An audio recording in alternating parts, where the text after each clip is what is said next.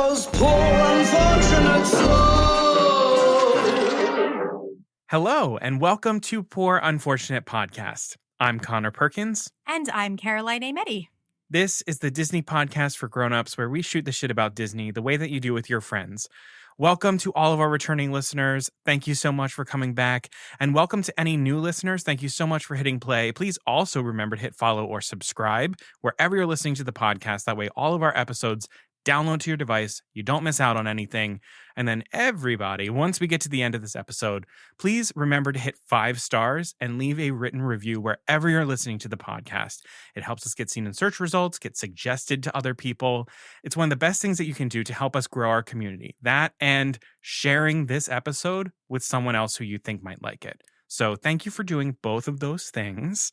We really appreciate it. We do. So this is a bonus episode.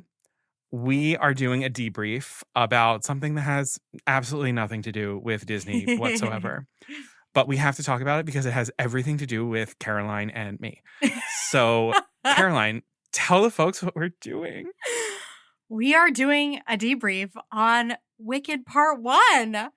Oh my gosh, yeah, it does have everything to do with us. And honestly, we got such great feedback from all of you way back last year when we did our non-Disney cycle of episodes. So I feel like we all have a lot in common outside of Disney as well. And so I feel like a lot of you are just as into Wicked as we are. So we're very excited to bring this to you. Yeah, there's also something about Poor Unfortunate Podcast that feels very Wicked and like taking the side of someone who might be othered Very or true. seen as villainous or whatever. So good connection there. We're claiming Elphaba. We are. So we've done debriefs in the past. Like, for example, we did one when the live action Little Mermaid came out last year. And that was, these are very free flowing. That one we kind of went moment by moment in the film and kind of talked about every moment. And that was great. Wicked is a very long movie, so if we do that, we will be here for 3 hours. And you know what? Maybe that wouldn't be a bad thing, but we're gonna kind of we've categorized our thoughts as much as possible. So just take this ride with us, and I think we'll hit all of the really good stuff that we all really want to talk about. Yeah, and if there's anything that we didn't hit that you want to hear about, you can just reach out to us, and maybe we'll do like an Instagram live or something like that. You can just hit us up with all your questions. We haven't done one of those in a long time. I feel like the last time we did was right after The Little Mermaid. So yeah, it might be time. Yeah, it was. Oh my gosh. Before we dive into this debrief, I do just want to give you a little bit of context about Wicked, what is currently happening in the world with Wicked. So there are a ton of spoilers that are coming ahead for you. So if you are someone who has never seen the musical, never seen the film, never read the book, or like have engaged with some of them but not seen the movie, we are going to be discussing pretty in-depth what is happening in this movie, and it's gonna spoil some stuff for you. So if you want to save this one until you've seen it, totally get it. Otherwise, stay tuned. We're going to talk about all the shit that you need to hear about. One thing that I do want to mention, so as of today when we're recording this, Wicked actually just received some of its first awards and accolades. So the National Board of Review, they named Wicked as the best movie of 2024, with John M. Chu, the director, being best director. And then a National Board of Review Creative Collaboration Spotlight Award went to Cynthia Erivo and Ariana Grande for their performances. So the awards momentum is beginning, because I believe the National Board of Review Awards are the first ones to happen. So it's happening. It's happening. And then currently, I mean, we talked about this a little bit in the last Caroline What's New, what's happening at the box office, but Wicked, it's insane at the box office right now. Currently, they have grossed over $268 million at the domestic box office, with $97 million internationally. So that's a total of $365 million and counting. By the time that you are hearing this, a whole nother weekend will have passed, and who knows what it'll be. But it is the best opening of a movie musical adaptation ever. And it is currently climbing to be the highest grossing movie musical adaptation of all time. Right now, it's just behind Grease, and then it has to pass Les Mis, and then it has to pass Mamma Mia, Mamma which Mia, is baby. the top. Go Yeah. figure. Here we go again. All right. So that's just some of the little like cultural tidbits and stuff that I wanted to throw in there. For Yeah, you all of always you. give us some like good, cold, hard facts and some numbers, which is really nice. I love me some facts and numbers. You do. You do. You bring that to this podcast and we need it. I need it. I need it. So moving away from numbers and facts, I would love to kick and this into episode the realm off. of opinion. Let's talk about opinions and feelings. So I would love to kick this off by borrowing a little something from one of my favorite podcasts ever, my favorite Wicked podcasts. And that, I feel really proud of it because they've really popped off because they got to interview Ariana Grande and Cynthia Erivo. And that's the Sentimental Men podcast. And they have just been working their way through all of like the women who have been in Wicked, basically. And it is such a fantastic podcast. It has gotten me through so many like subway rides, going to my corporate job, feeling like, what am I doing with my life? And like, they just create such a beautiful podcast. So if you need more Wicked, please go listen to them. So what they ask their guests, the first thing they ask is, how did Wicked, just as the show, like not professionally for those people, how did Wicked first come into your life? So let's talk about that first, Connor. Tell me how Wicked came into your life. So it came into my life in middle school, which I believe was right after the musical had debuted, because it debuted when I think we were both in like 5th grade. 5th grade, yeah. Yep. Yeah. And then I didn't really know anything about the musical in elementary school in 5th grade when it was happening, but I did very quickly learn about it in middle school as it was like popping off. This is early days of YouTube. We're talking, people. I would go on YouTube on my dial-up internet to try and like, yeah, baby, find clips, but I also was like, I don't want to watch anything like that sort of thing. I was there, but before I had even come to the musical, I came to Wicked through the book. I did The Wizard of Oz in 7th grade. And I can't remember whether it was 7th grade or 6th grade that I picked up Wicked, the novel by Gregory Maguire. And I read this thing. And when I tell probably shouldn't have. No, I absolutely should not have. When I tell you that this is one of the most formative books of my entire life, I would not be lying. I have written... I wrote a paper to get into my high school honors program about the politics of Wicked and Oz and the corruption in politics. This book was my everything. I could pretty much like I could quote shit to you. The Emerald City chapter, in which I encountered probably my first heavy romance scene in a book. Correct. That was very formative, very dog-eared. That's where Blue Diamonds on a Green Field comes from. That was just, I think we've mentioned this on this podcast before. That was our Wi-Fi password when we lived together. And our network was the Ozdust Ballroom when we lived together. We did. So Wicked came into my life first through the book. I did Wizard of Oz in middle school. I was the wizard. I don't know if I knew that, actually. Yeah, I was the wizard. Oh my God. Professor Marvel and the Wizard. Oh, that is good. Yeah, that's really good. And then I found the original Broadway cast album of Wicked, became very quickly obsessed with it, begged my parents for tickets as like a special Christmas present. For many Christmases, we were promised tickets, never went. Then junior year of high school, I had tickets to go see Wicked with my ex-girlfriend at the time and her family. Yes. But I was told that I could not go because I had to be at rehearsal for our spring musical, even though I didn't actually have to be there and I was just being used to push the boombox. So I was told that I couldn't go.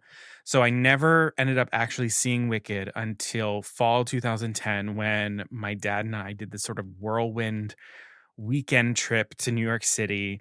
We took the train. It was very Wicked. Like, we took the train into New York City. We walked all through the city.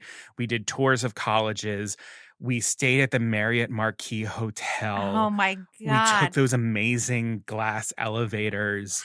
And Yeah. then we saw Wicked, which was my dream show forever. I got my green Emerald City glasses. I Mm. cried in the lobby. I was in the nosebleeds, and it was absolutely everything to me. And then from that experience of seeing Wicked, that generated my college admissions essay, which was about Wicked. Yes, right. And then I also did like this music technology class in high school where I did a lot of Wicked stuff. So Wicked has sort of been very interwoven at many, many pivotal points of my life. But then another really, really big place where Wicked was with you, Caroline, because we both really, really loved Wicked. I mean, I remember watching was it the 15th anniversary concert or was it the 20th? That was the 15th. Yes. 15th. When Ariana Grande sang The Wizard and I. Yes. Oh, sang The Wizard and I. Yeah, with we the green lip. made like a cocktail, right? Like as I do. Yes. And like, yeah, we bought little green and pink things. Yeah. Yeah. Wow. Yeah. But that was one of the things that Caroline and I bonded over was Wicked. Well, because I used we to were drag Connor into my room so many nights, and we would fall down the rabbit hole of watching Elphaba comparisons, like hours and hours. When like, I tell you that we sick. literally did this in my hotel room in August when I was in New York, we fell down the rabbit hole of watching Wicked performances and compilations. It's just kind of like what we do. It's a hobby. And I think it's because we were both having very, very similar experiences around Wicked through very formative years of our lives, happening at the exact same time, but we did not know each other. So I'll turn the question back to you. How did Wicked come into your life, Caroline? Yes. So I'll get to the points where in so many ways, Connor and I were just living parallel lives in different states. It's kind of creepy. It's weird. Like down to our families. Maybe we weren't meant to meet. Two different worlds. Never meant to meet. Maybe we're like the glitch in the Matrix where God was like, he's like, where God's like, just copy paste. I think we might be copy paste. Well, the interesting thing is, part of the reason we met is because of Wicked. So like, I don't know what that means. So anyway, I grew up like absolutely obsessed with The Wizard of Oz. It was everything to me. Mm-hmm. So when I like first heard about a musical that had to do with The Wizard of Oz, I was like, this is my dream. I saw Wicked perform on the Thanksgiving Day parade. They performed one short day and I was like, oh my God, Mom, please, I have to go see that. And my mom, I roast her for this all the time, was like, that looks terrible. So we weren't going. The worst take ever. Yeah, ever. And I started getting obsessed with it. I would just like get any piece of information I could get. Then it was like Tony Awards Sunday. I was at my grandma's every Sunday. I'm watching on her little TV. And Idina Menzel sang Defying Gravity and then won the Tony. And I was like, this is my life's mission. I have to see this. And obviously something that I said or something my mom saw won her over. And we went to like For Your Entertainment, those old stores that no longer exist, and bought the physical, like we looked on the computer with the person who worked there on the map. We bought the 2 tickets like months in advance. I also bought the CD at the same time and proceeded to like wear it out on my Walkman. I would sit at the table like stock still and listen through the whole thing.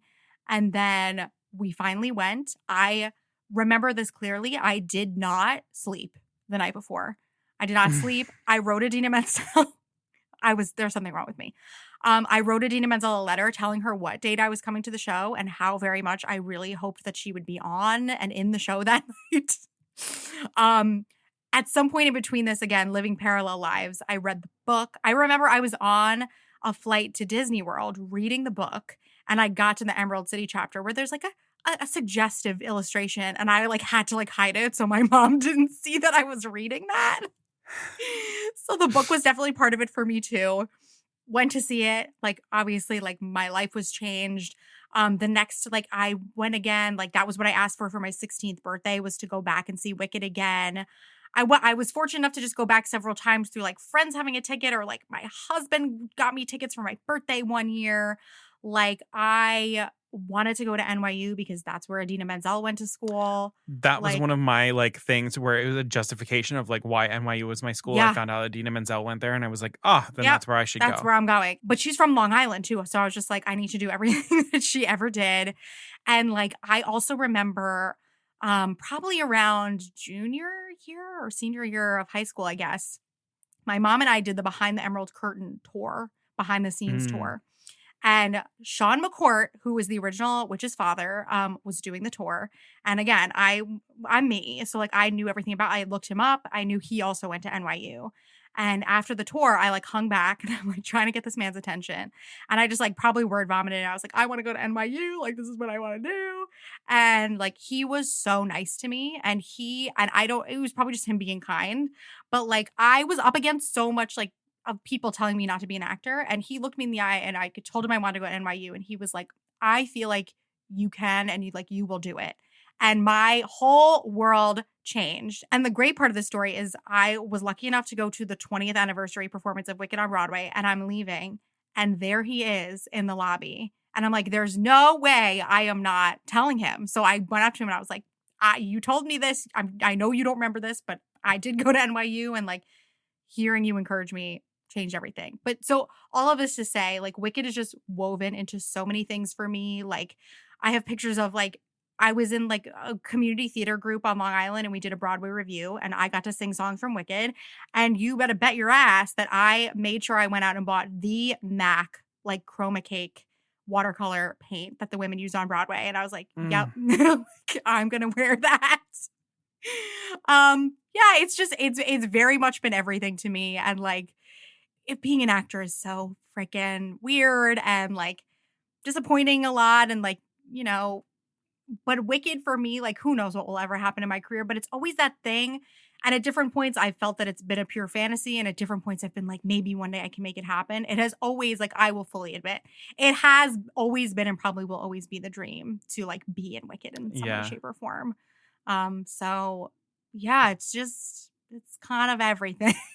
Wicked is everything. Yeah. I was another Oz kid, like when I was little. Like Oz was everything. I feel like every kind of like queer kid, Oz is something for them.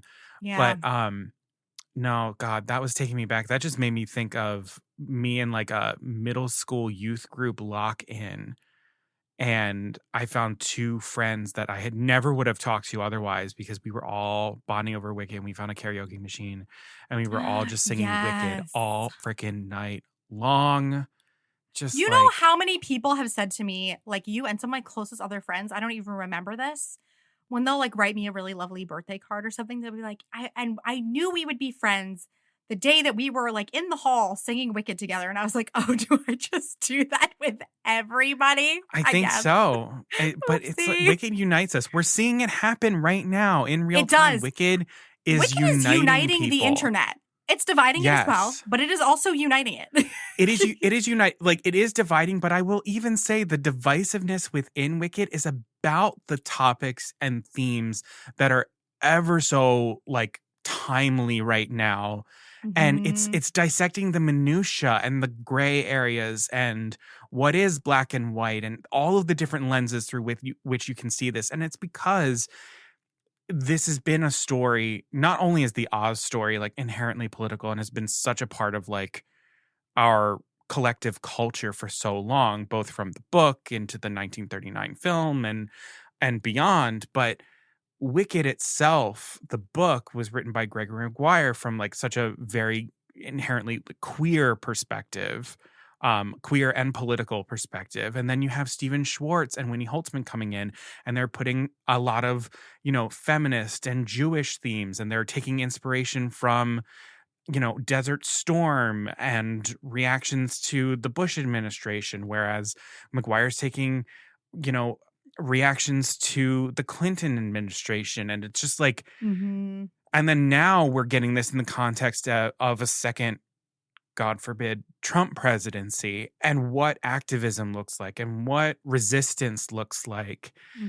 And there's just so much in this. And it's actually making my heart, even in all of the discord that it's been bringing up for a lot of people, it does my heart so good because I'm like, people are actually engaging with this. I'm like, these are the conversations that little middle school 8th grade me writing my honors paper has been dying to have with people, but I haven't found those people. It hasn't entered the collective culture so broadly as it has right now. So And it comes it's from a exciting. real, yes, and it comes from a real like attachment and love of these characters, even, Yeah. and this is the point, even when we're looking at their flaws, and that makes me happy. It's just like this prism. Yeah. Wicked is just this prism that you can hold up and light is reflected through it in so many different ways at so many different times. And it's really special. And like, I think it will always be timeless. Unlike a lot of other really amazing musicals, I think it'll be up there in terms of the ones that just last forever. Yeah. Every single time I return, there's something new that I find. There's Mhm. something new that is reflected back to me. Yeah. It's such a mirror in that way. It's Yeah. so good. It's a prismatic mirror. Oh, yes. So I guess that brings us to us and the movie. That's what we just ranted about this. Please, this is going to be this whole episode. So once the movie started filming, Connor and I were on this like bloodhounds. Oh Like my God. at any hour of the day, I would see my phone light up with Connor's name, and I'm like, oh my God, it's going to be another drone shot of the Wicked set. Give it to me. What is it? And we would dissect it. We would guess what every moment was going to be. My favorite was I found this video footage that a drone had taken of this like edge of a cliff with like these fields and this like camera, and it was just Cynthia as Yes. Alphaba. And I'm like, Caroline, I think this is Wizard and I think I'm like nearly positive this is the end of Wizard and I. And she's like receiving this in her bathroom, and she's like, oh my in God, the I think you're bathroom. right. Oh, I think you're right. Like, there was one time where you sent me like some sort of audio thing, and like we both screen recorded our phones playing it because we knew it would get taken off the internet. Yes. Like it was a lot. Yeah. So there were like, times where it was the Munchkinland scene where it was the first Yeah. audio we were hearing of Ariana, and the internet was convinced that she was that just it was like Kristen. lip syncing along to Kristen Yeah. Chenoweth from the Cast album. No, But you she's and I just were that listening, and you good. were like, I don't think that's Kristen. I'm like, no, that's not the Cast album. Yeah. And you're like, I think that's her. Oh my God. Queen shit. So then the movie continues to approach, and the merchandise collaborations start happening, and that has spelled trouble for us in a very big way. Hi, my name is Connor, and I have a Wicked merch problem. We have bought a little bit of everything. We've got the Voluspa candles. We're both burning them right now. Half of the selections from the Forever 21 Wicked collection. I'm wearing the pants right now. Tumblers. I'm drinking from my Starbucks tumbler. Yep, right now. I'm drinking from my Defy Gravity tumbler. My wonderful mother. Folks, this is the You best guys, thing. This is so good. We will share more of this on social media. My wonderful mother always gets me an advent calendar for Christmas. And so this year she got me a Wicked advent calendar. I was like, oh my God, how amazing. And I started opening it, and we found out that this is like the Temu version. This is not the officially This is licensed not one it. that you can get from like Not. vintage books. This is not that. No, It looks it's like just it, but it's not random that. crap in these envelopes that has nothing to do with Wicked. And I've been sending Connor a picture every morning when I open the envelope, and he's been absolutely dying. So I will have to share that with you all. But just like everybody in our lives knows that we want whatever merchandise there is, we want it. And we've Mhm. gotten it. My Christmas list, does it have Wicked stuff on it? It absolutely does. Yeah. So then let's talk a bit. I guess we're here. Let's talk about our experience. We saw the film together opening weekend We did. 3 times together. 3 times together. Yeah, Connor You has saw seen it it a 4 total- times total. Yep, and Connor's seen it 5 times total. I saw it 5 Um, times total. and We both saw, continuing- you saw continuing 4 to times climb. opening weekend. Yeah. And then I saw it 5 times opening weekend Yeah. in every format. Yeah. And then, we both have plans to see it more times. Yeah, I'm not even gonna lie. So we started it all off. So we started it all off with an early screening. So the movie released on a Friday. This was a Wednesday. We went and saw it in IMAX in Times Square. Mhm. And that was Which was the right magical. choice. Yeah, it was a great choice. Yeah, like, because also just like being in Times Square, like being in the like birthplace of Wicked Yeah. was just like really, really special. We were in this huge IMAX theater, and I mean, for those of you who've seen it, the Ozdo's ballroom scene, you could hear a pin drop if it weren't for an entire IMAX theater attempting to stifle weeping. Mhm. And it's one of the most magical Mhm. experiences I've ever had. The person next to me was like, Caroline and I were like using napkins as tissues. And the person next to me, complete stranger, just goes, oh my God, can I have one of those? And I just passed her and we're just all weeping together. Yeah.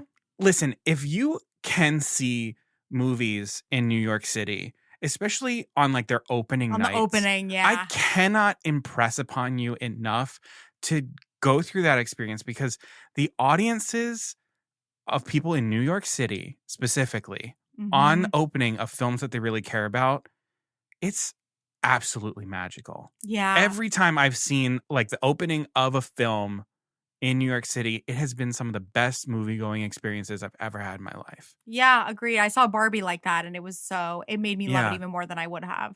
Yeah, that was a great, and that was just a really great, I actually expected people to be even more vocal than they were, but I realized in hindsight, this all meant, it meant so much to all of us that we were like, let's be respectful. We're not going to ruin anybody else's experience of this. Like, we're going to clap and react, but like, we're going to keep it tight. And that was really wonderful. I think we also were just like so stunned. Yeah, we also were like, Connor, it was like being on a roller coaster, because Connor and I were gripping each other for dear life. Like, there were still so many from the get, from the splash under like over top of the the retrofitted Universal logo.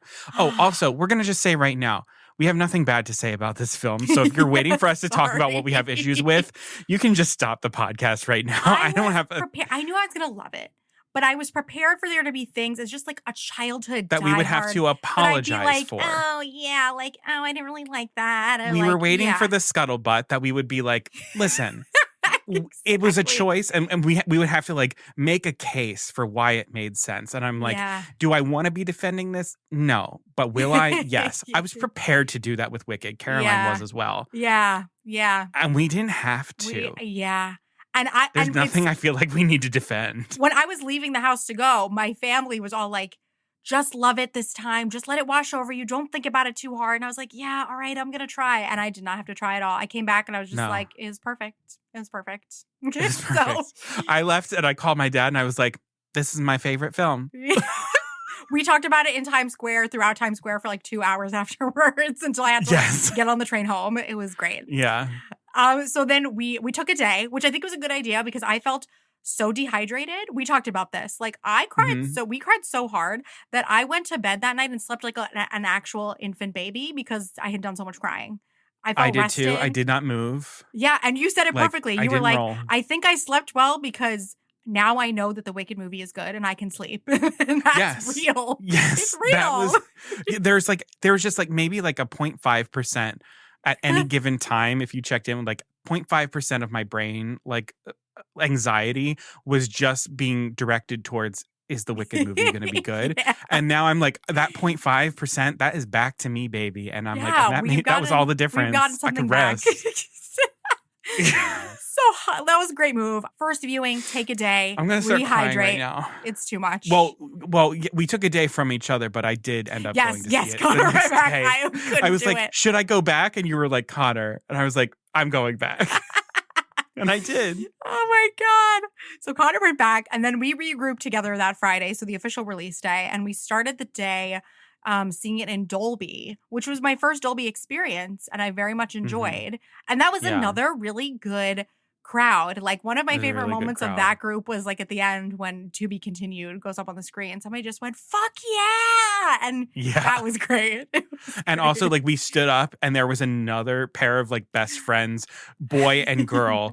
I was wearing the Forever 21 Alphaba one and Caroline was wearing the Forever 21 Glinda jersey.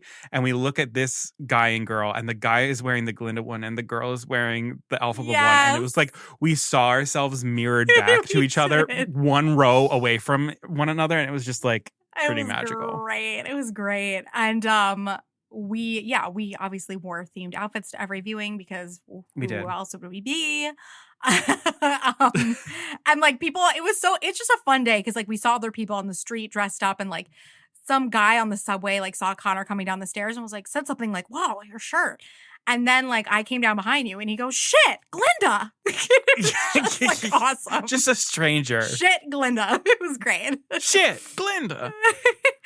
There were like children who were like eyeing our beautiful sequin outfits. Yeah, it was great. I love like that feeling of community that like usually you just get from live theater. So I just love the melding of that. So then we took a dinner break and then we had tickets that night to see it in 4DX, which you all know we recounted for you. We had our Little Mermaid live action 4DX experience. And so we had been waiting for them to announce that they were going to do 4DX for this because it was fully necessary to fly with Elphaba. So we did that and it was the defying gravity sequence in 4DX was fucking nuts. It was nuts. But also, the opening scene was nuts. Yes. Flying with the monkeys, the wind in your face. The wind. And then going up the waterfall into the rainbow. And then the misters are just like, we're feeling the mist from the waterfalls in our face. Fog. And there was a scent that sprayed out too. Yeah. Where we could like smell Oz. And then we crested on that.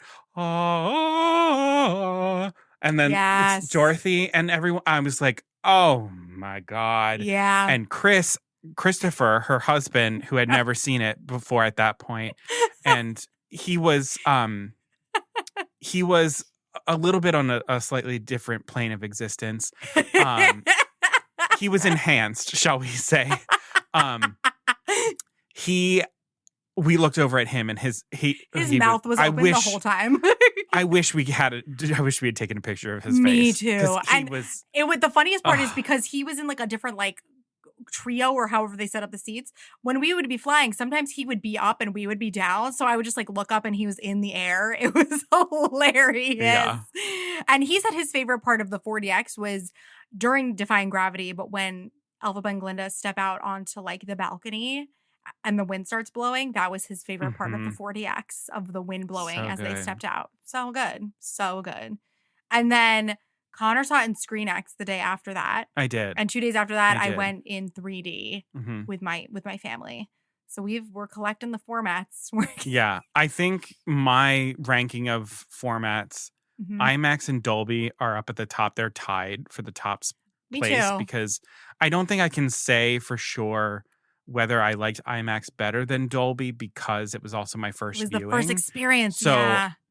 But those two are amazing. There's benefits to both. Like it was shot with IMAX cameras and the sound was meant to be heard in Dolby Atmos, which you can hear in the Dolby theaters. And the picture in a Dolby theater is like freaking amazing. Yeah. Then after those, 4DX was wild. I don't think I would ever recommend someone seeing it in 4DX for the first time. Agree. It's very overwhelming. Yeah, it can be quite overwhelming. But that said, I'm like, everyone should see it in 4DX if you can. And then I think after that, I would say Real D, 3D, and ScreenX was just not my bag. Okay. Yeah, I trust. There are some people who have been loving ScreenX, and that's where they project it onto 3 walls around you. Yeah. And it was nice, but it just wasn't quite everything. Yeah, I would say when we see part 2, we're gonna do either Dolby or IMAX for the first one. Yeah, I think so. that was I like the way we did it. Yeah. Also, if you go to an AMC theater that has a bar, when I went with my family, they did not have the Elphaba cocktail, and I was sad. So I got the Glinda one, and it was freaking delicious. So the tie-ins at the theaters, we had the green and pink popcorn. I had the slush. We tried. Yeah, we tried. We tried the sprites. The sprites. The specialty the Sprite. Elphaba Sprite is superior. The green elixir Sprite was better. Yeah, we tried it all. We tried it all. We resisted buying more merch and. I am proud of us because we have never been able to resist in that way. I am very proud of our restraint that we showed in some aspects of this experience. Yeah, some. Sure. So I think we should now talk about what surprised us and what delighted us the most about this film. Rather than go beat by beat through everything, let's call out some of the moments that were surprising and delightful. Yes. And we will also, obviously all of the performances fall into this category, but we'll talk about those specifically in a little while. So obviously aside from that. And I think for me, the first thing that comes to mind is this ties into, we're going to talk a bit about changes from the stage version as well. But this really did delight me. I was so delighted at the change in the storyline of having Elphaba being raised by an animal. And there is something about just like, I mean, Sharon D. Clark voicing Sharon D. Dulce Bear, Clark. like, and just also, it's so interesting. Dulce Bear is mother. Dulce Bear's mother. But the interesting thing is when they said her name, it just, I felt like I had known it the whole time. Like, I felt like she had always been a part of the story. It just felt like that's why I put it in the delight category, because I was like, something about it just felt so intrinsically right and natural and part of the world to me. When we I loved it. When we got into the birthing scene and we have the wolf doctor and Dulce Bear Yeah. there. And That's when I started crying. I mean, we were crying because the movie was starting, but when I saw all of the animals with them as But we were Elphaba like, was of born, course that's the choice. yeah. Of course. I think that's my biggest takeaway from this is John M. Chu, Winnie Holtzman, Stephen Schwartz, Dana Fox, all of these people came together and they found all of the right people respectively, from production design, costume design, cinematography, Yeah. all of these crews, all of the workers, all of the performers. They found all of the people who cared so deeply about what they were doing and took so much pride and joy in what they were doing, and were making the choices that you were like, of course, that's the choice. This is one of the most thoughtful adaptations I think I've ever seen of maybe anything. Like, there's so much care behind every single choice that was made. What was removed, what stayed in, what was ad-libbed, what was scripted. It works so well. And everything that was fleshed out felt like the exact right things that needed a little bit of expanding. Like, I think that was one of my fears about the movie, was that there were going to be too many new things or even like modernizations layered onto it. And that didn't happen at all. It was just an enriching of everything that was already there. Yes. It was. If you ever take away from us, and we're talking about the deepening, if you want an example of someone who has done the deepening perfectly, Wicked has done the deepening perfectly. Yeah. Like, everything just has time to like sit a little bit, marinate a little bit. We've made ever so slight adjustments that just add so much more nuance and layer to all of the characters, to all of the plot lines. It's just all working. In such a beautiful way that 2 hours and 40 minutes didn't feel like 2 hours and 40 minutes whatsoever. No. And I remember that, again, that's all part of the fear for me, is I was like, what are we adding? Like, what are we doing? I know, that's like the length of the stage musical. And we're just getting the first act. Yes. And so much in a very good way. So much of the dialogue is intact, which I actually like. That was my surprise and delight that I was about to call out. Yes, go for it, because that made me so happy. Yes, I was shooketh. There were some things that I was not expecting at all. I never thought we were going to get, according to the time dragon clock, the melting occurred at 13th hour. God. I never in a million years thought we were going to get that piece of dialogue, which for me, as someone who came from the book first, when they say the that time in the dragon musical, clock is so it's important.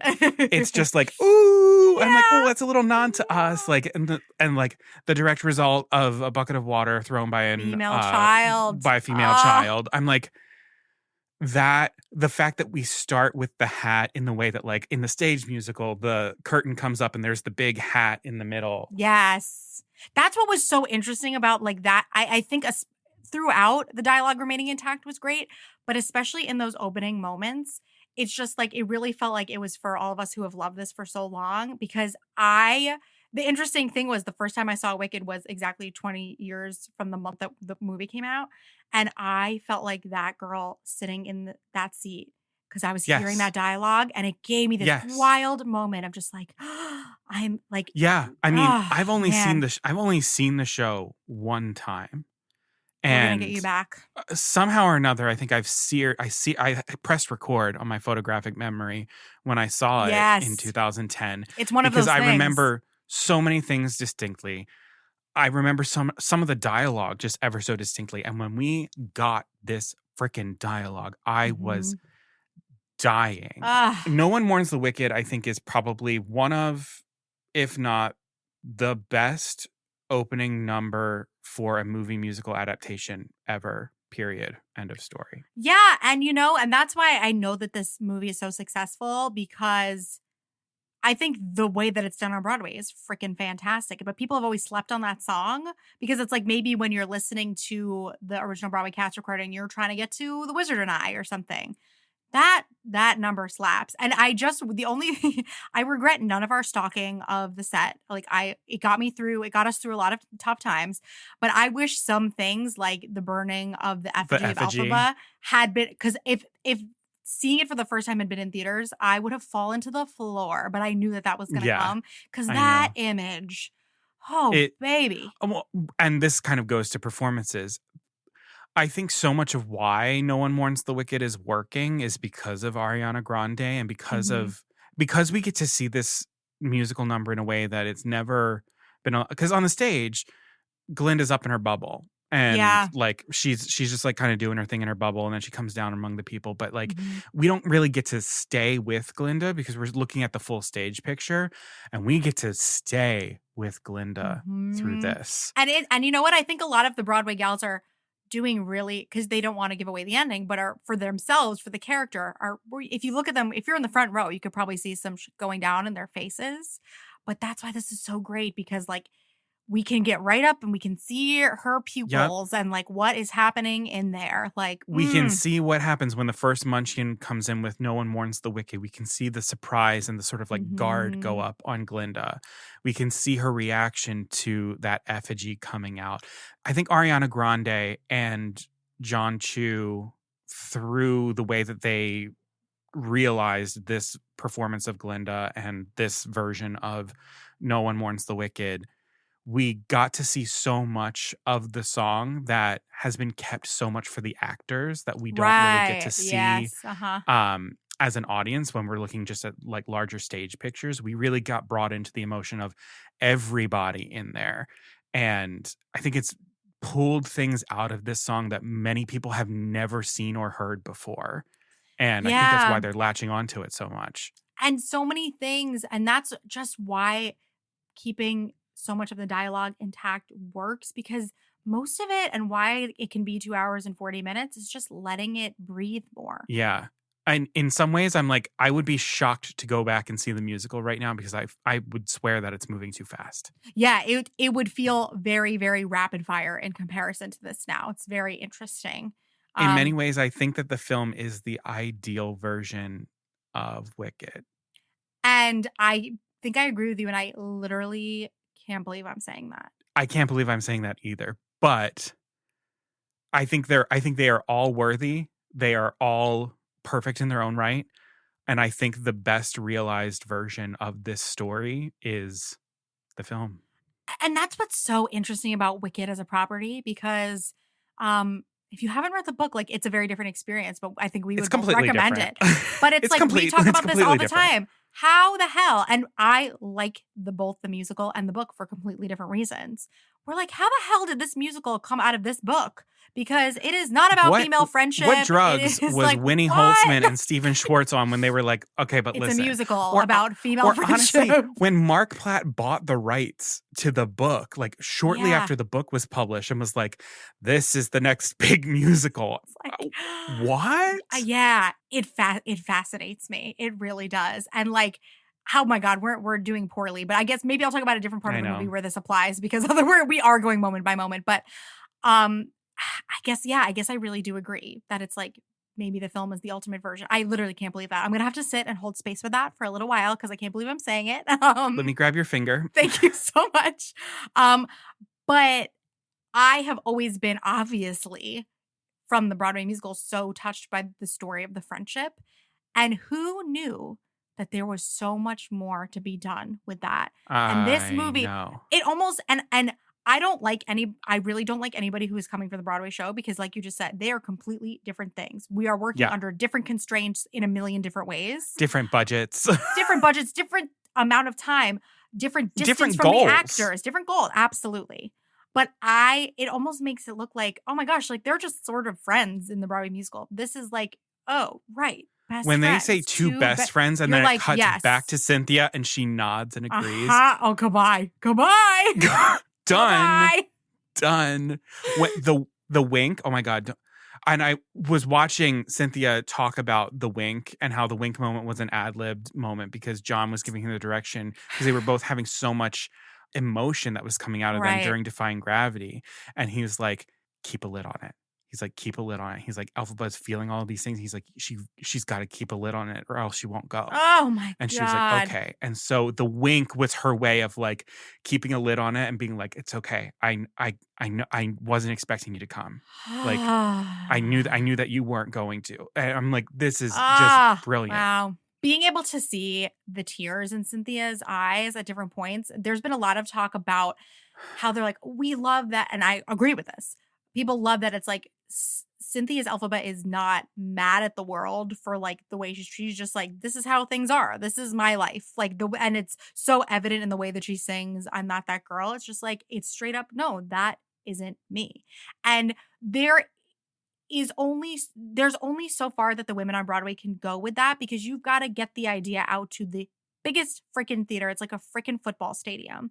And so the theater doesn't allow for as much of an Elphaba who's just like, I accept this because that's not as big. That doesn't read as big. Yeah. The Elphaba on Broadway is a little bit more pissed off, a little bit more active and big because you have to be. Yes. But or I like seeing the becomes side of her. more gawky and nerdy. Yes, and right. Like the weird horse girl kind of thing. Yeah, But yes. there's something about Idina Menzel, and I think this is coming from the book. Yes. There is, and I said this to you afterwards, there is a stoicism to Elphaba. Yes. That so few actors have been able to pull out for the stage version. Yes. Idina is one of them.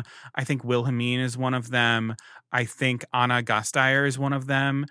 But the second Cynthia Erivo walks in to Shiz, first of all, Shiz, I cried. It's straight out of my imagination. God. I need to go there. Yeah. The lake.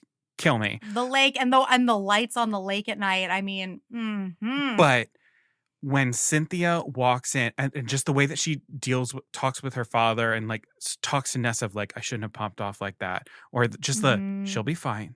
Where it's like, there's this strength because she is older, because she is not enrolled at Shiz.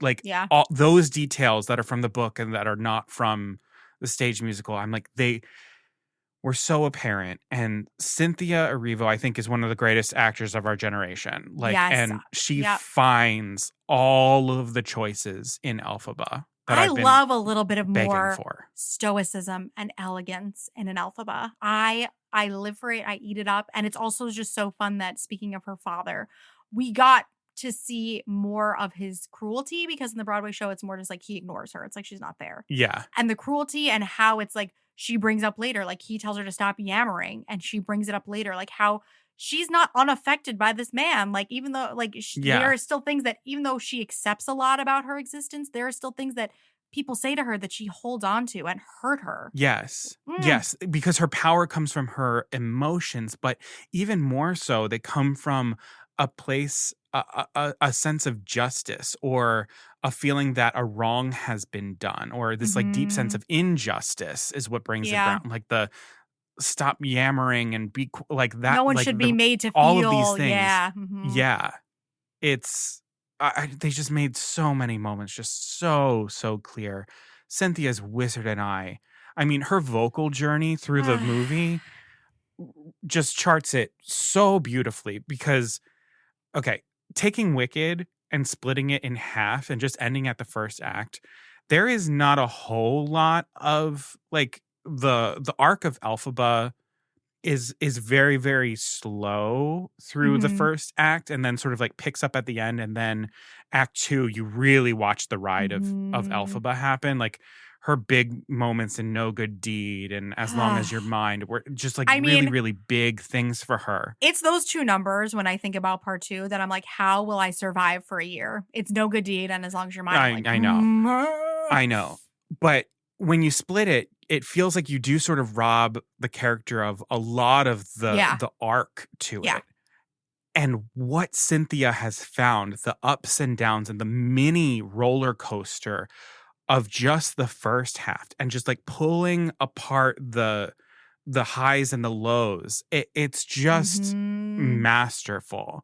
A lot of that is already built into Glinda's character. Yeah. Because it's so much comedy. But even then, I think Ari found this incredibly grounded take on the character. Yes. They brought so much of the calculation of Glinda to this performance. She's not a buffoon. She's not, pushed around or whatever and just like ditzy or whatever.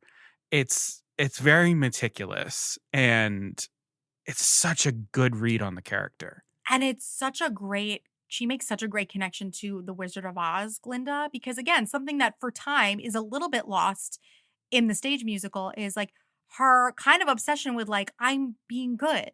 I'm doing the right thing. I like to help people. Yeah. I'm going to help you not be green anymore. Like that's, yes. And it puts this new spin on everything that she decides to do. And yeah, I'm just blown away by going back to that same point that we keep hammering into of the dialogue being intact. It takes a certain kind of genius to take the Glinda dialogue from the stage musical, which can be in the best way clowny and campy, and like I've seen so many brilliant Glindas on Broadway, and they're hilarious.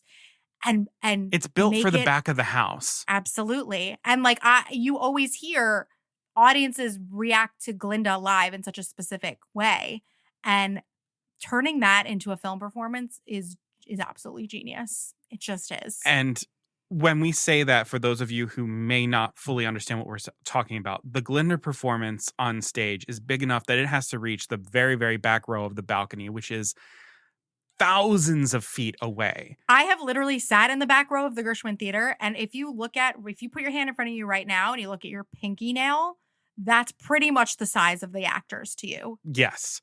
So that is how big this performance has to be, both energetically and physically, for Glinda in the stage show.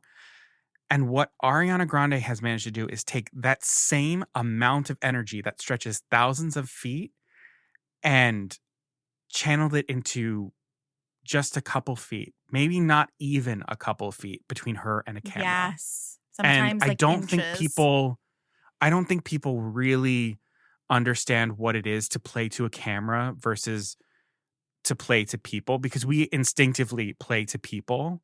And when you're on a set, you're surrounded by a bunch of people. So naturally, you want to play to the crew and everything like that. And that is not your job. Your job is to play to this lens, this thing that is giving you nothing. Yeah. And the amount of comedy she was able to find in a camera that was giving her nothing is exceptional. Absolutely exceptional. Oscar worthy. Oh my God.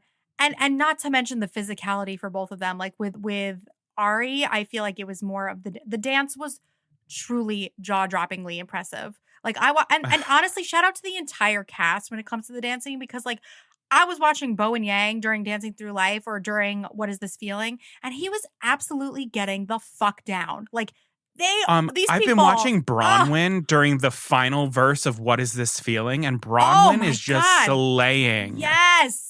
So like and Ari kicking her face, just unbelievable. And then Cynthia, what she put herself through for this flying is otherworldly.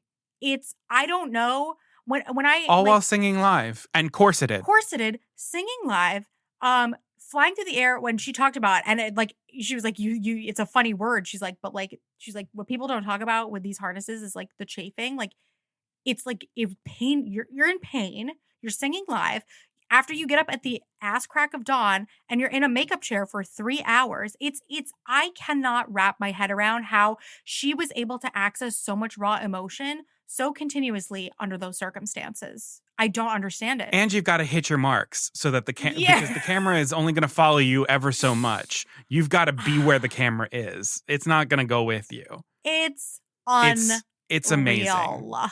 Speaking of I guess something, again, in the surprise and delight category, I mean, the costumes were amazing, and I don't know how I would pick a favorite, but I think my two favorites are Ariana during What Is This Feeling with the pink button-down shirt and the striped skirt.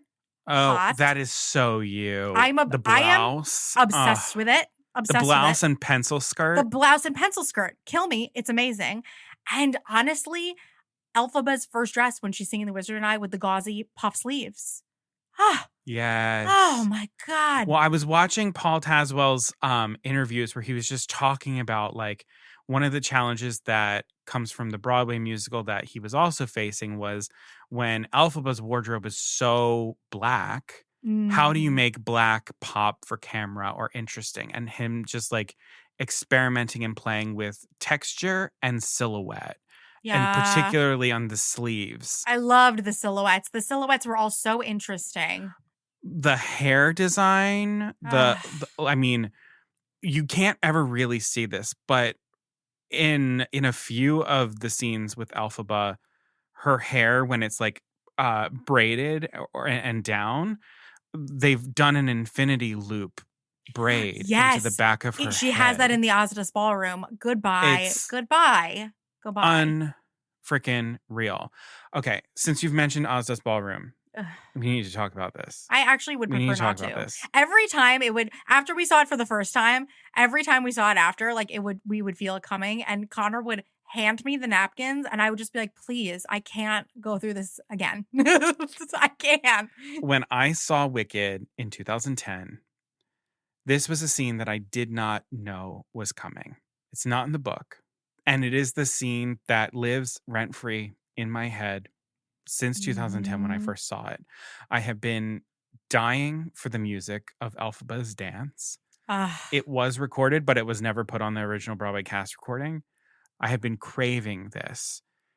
And I was wondering what they were going to do. They have created, and I will stand by this, I will defend this, and I firmly believe it.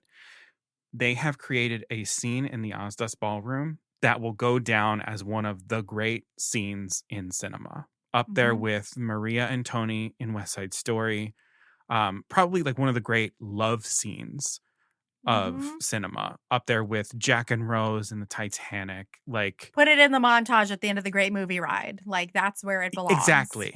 Exactly. We've seen so many of these types of scenes where someone is other, and then like two people come together and like they start to become friends, but we have never seen the point by point navigation of that in a way that we see it here. And Mhm. so many things had to come together in exactly the right way, like lightning in a bottle kind of moment to make that happen. And they did, and we are all better for it.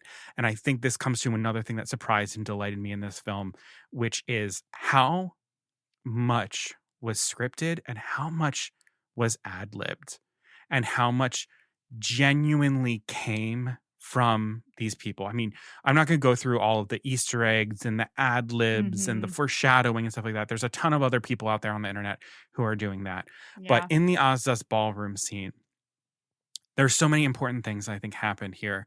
One of them was the original dance that Cynthia was doing was very very evocative of the stage musicals, sort of It's more overly, silly. yeah, and it's like over, and it well, like you talked about earlier, it matches that horse girl Elphaba, who's like, Yes. I've never danced before. I don't really know how to move my body. Yeah. Yes. And Cynthia very consciously changed it. She was like, no, we have to redo this. Like it's not that she doesn't know, it's that she dances differently from everyone else. It's not that she doesn't know how to dance. It's that she knows how to dance her way, Mhm. and other people don't know what that is. But one of the coolest things that I think happened, and this, again, the delightful, surprising thing of this whole film is the amount of care that these people took in it, and the amount of pride and the amount of thought. Ariana Grande said very specifically that she did not want to learn the dance because she wanted to learn it from Cynthia. Like in that moment, be like, I need to put all my attention on this person and figure out what they're doing. And we get like one of the best shots I've ever seen in a movie, which is Cynthia going really, really deep into her own personal stuff Mhm. in this scene, crying, and then the ad-libbed Ariana Grande wiping the tears away with her thumb and saying, "It's all right," which is a moment of Ari comforting Cynthia Mhm. and just being like, "I got you." And that sums up the whole film. Yes. And having gone through, like, I'm probably going to keep harping on this. Like, I truly don't understand how Cynthia was able to be in that place for the amount of time it took to get the coverage of that scene, which was like multiple days. Like she told them that she was like, I'm not going to be able to do this a lot. And she's like, I want to go there and I need to go there. And she's like, and I know exactly what I'm pulling on from this because I've been through this. And she was like, but I'm not going to be able to do it a lot. So John M. Chu was like, okay. And they can't. started filming the whole thing just on close-ups. So like they started with your close-ups, which is usually you never really want to start with a close-up because you want actors to like have a chance to like warm up and then feel with it and whatever. And John was just like, okay, that's what you need. That's what we're gonna do. Like there's just so many people listening to each other in this movie, like on this set, like and being respectful of one another. I'm like, it just feels like one of the most collaborative places. Like this is really a collaboration, this movie. Yes. And you know, on the point of like emotion, everyone likes to laugh about how much like Cynthia and Ariana have been like crying been emotional on the press tour. I get it. Yeah, like it's a theater kid thing, y'all. And the way that they've described this experience, and you can see it exactly what you were describing, like the process of that scene being filmed alone. It changes your like body chemistry. Like theater kids, everyone likes to laugh at us, but like I'm sure you had this experience too. Like it would be the final performance of the musical at school, and we would all be sobbing, even though we were going to see each other the next day at school. Yeah. Now imagine like when you wrap this thing that was a year plus, really more because with the strike and everything of your life, and having to give your heart and soul to it, and it's really ending. Like, please. Let it. This is you got to process that, and I think they're doing a really healthy job of processing what they had to put down to make this what it is. Yeah. Actually, a surprise and delight is sort of related to the Ozdas Ballroom. Fiero. Fiero. I audibly in the theater went, oh. Yeah, I mean, at one point. When Jonathan Bailey's casting was announced, like I am such a Fiero girl. He was my so ultimate. Right. Like again, from reading the book as kids, like he was my sexual awakening. Then like seeing all of these incredible men play him on Broadway, like he's my ultimate character crush. I was like, I remember thinking, I'm like, no matter what it is, it'll never be enough. And Jonathan Bailey is it. More than enough. More than just beyond every single part of it, and I just can't wait to see where he goes with it in part 2.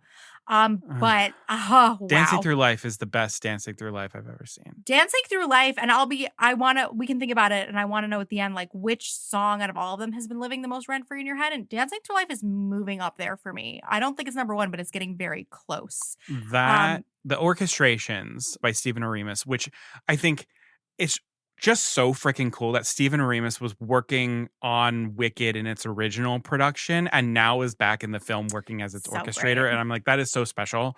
Like so freaking cool. But the orchestrations that they did specifically with the Ozdas Ballroom and Dancing Through Life was just so brilliant. Adding the beat in when they're at the Ozdas Ballroom, that just makes it feel so like a club, like what it actually is. Yeah, whereas again, it's a different thing on Broadway where it's more of like a ballroom. It's a ritzy ballroom and stuff like that. It's like, no, this is the Ozdas Ballroom. Like this is more like you CD have to sneak out to get thing. here. Yeah. Yeah, which feels very right. But like, I just love the spectrum of the Ozdas Ballroom from the book to the movie to the musical, because it's like sex club.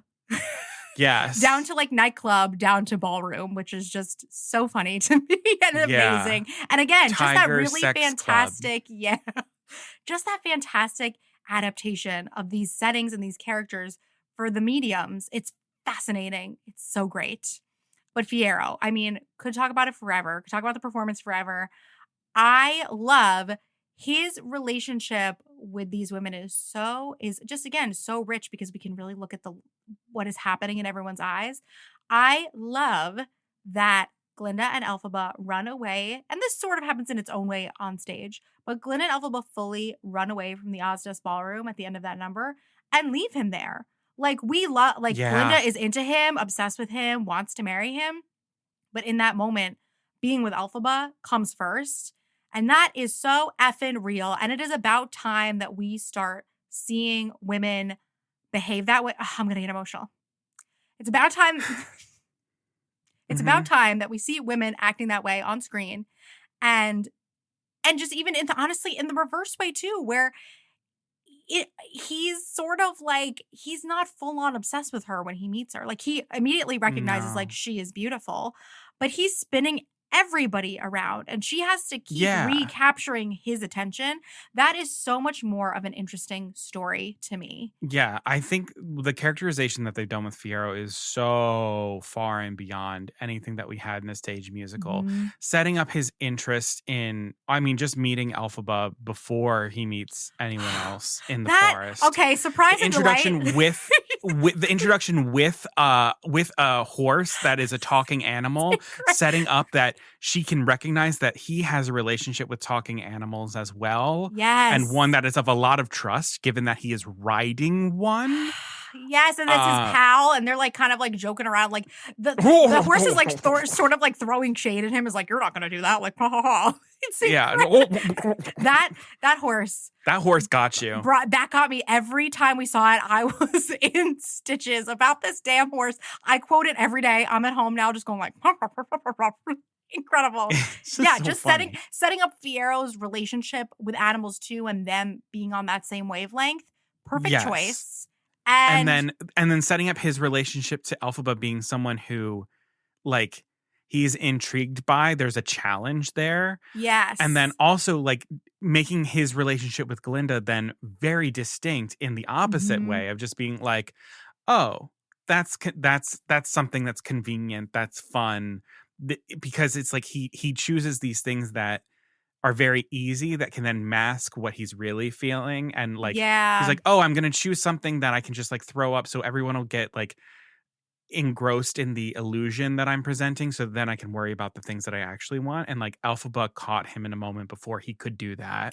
Yes. And like the moment in the lion cub scene, again, that was very similar to how it is on stage when she like dresses him down. The dialogue too. Yeah. When she, the dialogue is like straight from the stage show. And I'm so glad because I really, really love that scene. And I found out that it's like one of the first scenes that they have Elphaba's read in their audition. And that makes so much sense to me. It's such a great scene. And when she says like, no, like you're not shallow. Like otherwise you wouldn't be so unhappy. The way that I love the way that she dresses him down in that way, but in a very simple way. And I love how they've had him do that to her in this, not in a popular mean boy way, in the exact same way she does it to him, where it's straightforward and simple. The way that he says to her when he says that she's been Glindified, he's just like, he's kind of laughing. He's like, you don't need to do that. Let's go. Come on, let's go to class. It's just so much sexier, honestly, because in the stage show, he says that to her too, but it's more just of like, I'm the cool guy. You're acting a little weird. It's so like he sees through her too. And I love that. Yes. And then, oh my God, them on the train platform when he's like, I've been thinking. And he like ends up like where you're like, what else are you going to like? You're like, is he about to say, is he about to say it right here? Yeah. And like just the way that he looks at her and he stares at her for like a moment and then is like, Elphaba. And I'm like, and then his good luck, the very earnest good luck. And it's so painful too. Oh God. It's so good. And Elphaba's spell right before the lion cub scene, when the lion cub is brought into the classroom. What a damn change. And I think everything is kind of going to the category for me of like what's living rent free in your head. I have like more small moments that I'll talk about. But for me, this change is so brilliant because, okay, it solves for a bunch of different things. In the stage show, when she gets upset and something happens to everybody in the classroom, again, it's for the stage. Everybody kind of just like is sort of enchanted and does herky-jerky like movements. They're just dancing. Yes. And I kind of remember thinking like, what are they going to do with that in this? And everybody being asleep, we're bringing in the poppies, which is obviously, again, you can watch a million videos about this. Obviously, we all know is related to the Wizard of Oz. And the fact that poppies are brought up multiple times, even within this movie for different characters, I am obsessed with. And the fact that like we always assume that Fiyero doesn't get enchanted in that moment because it's like something sort of generic to do with the fact that she's kind of got feelings for him. And so he's spared in that way. And it's one of those things where you're like, okay, I won't question it. It works for me. And the fact that obviously that still comes into play here, but ties into the fact that in the movie The Wizard of Oz, the Scarecrow does not fall asleep in the poppy field like the other characters do. My God, who thought of that? And then you start to go like, oh my God. Well, that was Winnie Holtzman and Dana Winnie Fox. Holtzman, oh my God, you geniuses. And I'm just like, oh, then you look at the movie and you're like, oh my gosh, was the poppy moment like, is it Elphaba sending a message to Fiyero in that moment? And it's just like, my God. Yes, they recontextualize, or I won't say they recontextualize, but they give us room to recontextualize so much about the book, the musical, the 1939 film, the original, The Wonderful Wizard of Oz book and Oz series.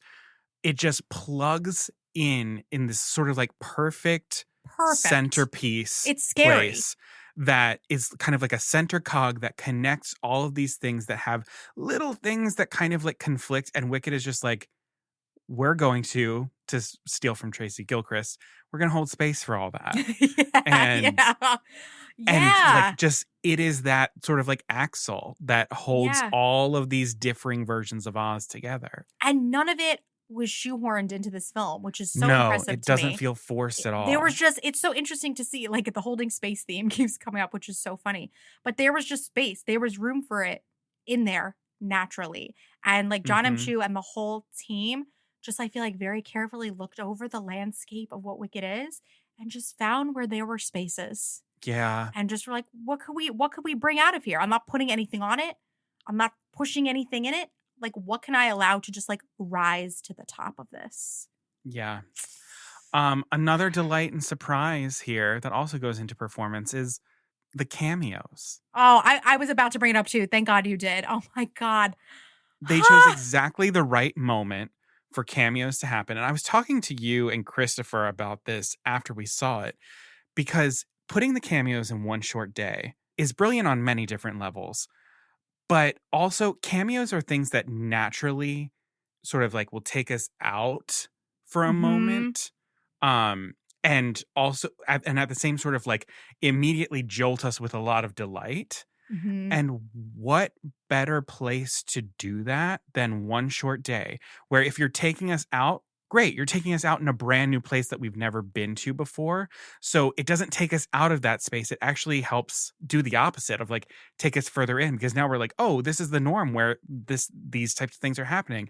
But also that jolt of excitement we get when we see those cameos are exactly what Elphaba and Glinda are feeling being in the Emerald City. So the celebrity actors of the Emerald City. Like, exactly. Man. So it puts us even more in the emotional space of the two characters that we're following. So it's just an absolute brilliant place to put Idina, Kristen, Steven, and Winnie. Yeah. Which a lot of people, if you Idina and Kristen are pretty obvious. They're the two wise ones of the Wizomania thing. Winnie Holtzman is the woman who is in the crowd in that scene who's like, he can read it. Which I'm like, the person who wrote it is talking about reading, good. like brilliant. And then The Wizard Will See You Now, that's Stephen Schwartz. My God. And I mean, being in a theater in New York City, watching that happen opening night, everyone knew everything. It was just fantastic. I am so grateful. Your gasp when Winnie Holtzman came. Because, you know, I it was such a great moment, because when I was at the 20th. You leaned over to me and you were like, that's Winnie Holtzman. I was just so happy for her, because like I had this moment at the 20th on Broadway, and it was a very like chaotic and hubbubby night. But like Winnie was just kind of walking around and like nobody's really like realizing what was happening. So I just really was so happy that she had her moment. Yeah. And that piece of music that is for Kristen and Idina in this, I love. And just again, I love it too. Fucking brilliant. Give us more of the lore of the backstory of Oz. Because in the show, they don't really talk about what the Grimoire is. They're just like, no, it's so the ancient much more book of clear wisdom. to me. And now we're like, oh, reading from the Grimoire is a really, really big thing. And then you've got the Disney Phantasmic mist screens of the wizard going, and also Omaha. Yes, and the Magic Kingdom like welcome music as they're on the train, just like, and the wizard totally being Walt Disney with his little diorama, with his little like experimental prototype community of tomorrow moment. Oh my God. But having seen the show, that's what's so interesting. Speaking of the Grimoire, and like, you're like, the information about it is pretty much there in the Broadway musical. I've seen it on Broadway 8 times. And it's just things that you don't realize. Like the fact that I could realize new things about information I've been given before is so wild. And yes, the grimory and what it means, Yeah. I had never really put all of that together before. Also, surprising and delighting moment is just the design of the grimory. That it's this, Yeah. it folds out and it's very reminiscent Yes. almost of like the pop-up book that she has too Yes. at the beginning. Oh my God. There's something just really interesting about that. I'm like, oh, I'm like, this is a cool design. Like they were like, how do Yeah. we make this feel really, really different? And they You did. did. But I also want to just shout out in performances, we knew Michelle Yeoh was going to be amazing. Like that woman, if there's ever someone on earth who like you're responsible for making privileged women feel like shit, like Michelle Yeoh is that person. Like she can just like dress you down. And she does it beautifully with Ari. Even her singing, which she's like, I'm not a singer. I'm like, oh my God, she sold it. The emotion of Madame Marble is that's so the there. thing. She's so likable. That's what I in want the to say beginning. too, is like when she said that, I was like, oh, I wonder what it'll be like. And I thought her singing wasn't, there have been so many times when people are in movies and they really can't sing. She can sing. She can sing. She can sing. And she can sing what that role needs her to sing. Yeah. But I was just like, oh my God, her Marble is so good because she is not telegraphing where this character is going at and all. Those so there costumes. are people who oh my God, the costumes. But there are people who really got to go for the ride of Madame Marble. Right. Which I'm like, I'm so happy that they could. It's a great one. But then the other performance that just blew me away, Jeff Goldblum as the wizard, which listen, so many people are like, Jeff Goldblum is just being Jeff Goldblum. It's taking me out of it. And I'm like, okay, sure. I can 100% see that. But I also feel like that is kind of like what the wizard is. He isn't quite supposed to fit. So if Jeff Goldblum is that person, he sort of takes you out of it. It's kind of doing exactly what the wizard isn't from here. Right. He's not supposed to blend in and fit. But there's such a layered performance that I don't think Jeff Goldblum gets enough credit for because he is very eccentric as just like a person. Silly, yes. But there's a lot of thought going into there. Like when he's like, yeah, I'm taking a lot of Robert Moses as my inspiration for the wizard. I'm like, 100%. I'm like, if you're going Robert Moses, I mean, when you're talking about the Yellow Brick Road and everything like that, and if you don't know who Robert Moses is, he's the bastard who just like terrible man who did incredible things for New York City and also like destroyed it in the same place. Like all of the roads, all of the bridges, all of the shit that comes into New York City, like it's all because of Robert Moses, and then he let all of the little people suffer for it. Yeah. And that's what he was pulling on for the wizard. And I'm like, of course, that and Walt Disney. And I'm like, that is the wizard. That is the wizard. But like the looks that he gives. Oh, when he looks at her and he totally Elphaba, recognizes the knowing her. looks. Yes. And I'm like, that is what I've been waiting for from the wizard for so long. Yeah, absolutely. And like, I remember I said to you the first time we saw it, when he started singing Sentimental Man, I started crying and emotional. I did not understand why. And it's because like, his even voice is great too. His voice is very good. And there was this like, that thing that you can see that everybody, like that Elphaba would be like so attracted to, is just like this very light, whimsical warmth that he, like when he's doing his little silhouette dance, just captures which is so perfectly. Charlie Chaplin, which is Charlie Chaplin as Adolf Hitler doing the dance with the moon. I'm like, it's very referential to that. I'm like, there's so many layers here that are brilliant, and he's capturing all of them. And the Jeff Goldblum isms that like actually like worked for me in so many moments, because I think my favorite line of his is when he goes, well, I think it's a bit much. That's I think it's about, but right. You know, that's what people are expecting. People they kind of expect this thing. And you got to give the people what they want. Well, thank you. Again, what is that? I love it. No, the part that gets me is well, yeah, it is me. It is me. I like it. I shouldn't, but I do. I'm in here a lot by myself. And then he just like chucks it. I'm like, it's just so scatterbrained and all over the place and so perfect for who the wizard is, because he is a well-intentioned guy who is way out of his depth and does not have a lot of capacity to understand what he's doing. And then when he does, he just sort of like doesn't care because he's addicted to the power at that point.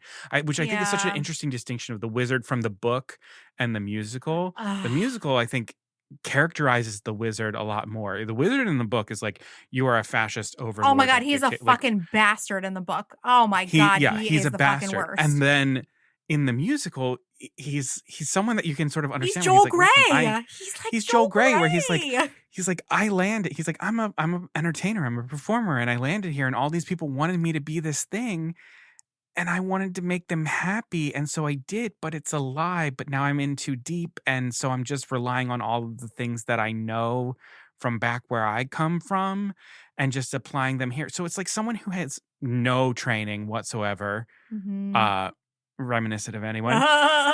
Just having all Jeff the power. Goldblum marries those two versions of the wizard really, really He nicely. does. And He does. For people who are like, if you aren't familiar with Wicked and so you don't really know what's coming in part 2, like I'm not going to talk about specifics at all because I want you to have that. But there will be opportunities for Jeff Goldblum to lean a little bit more into the darker, more sinister, not as well-intentioned side.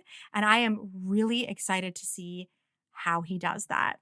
Yes, I really enjoy a version of the wizard that has a little bit of both, because it's the whole absolute power corrupts absolutely, where it's like he wasn't a bad guy when he arrived in Oz, but he was given the chance and he was given power by people who so desperately wanted something different that they gave over all of the agency that they could because they were just so desperate, not realizing what they were doing. And it's just such a reflection of like the times that we live in right now too, of like people just being so desperate for something different that they'll hand over all of their agency to someone who doesn't have a single fucking iota what they're doing with it, and how dangerous that is. Yes. Even for the most well-intentioned person.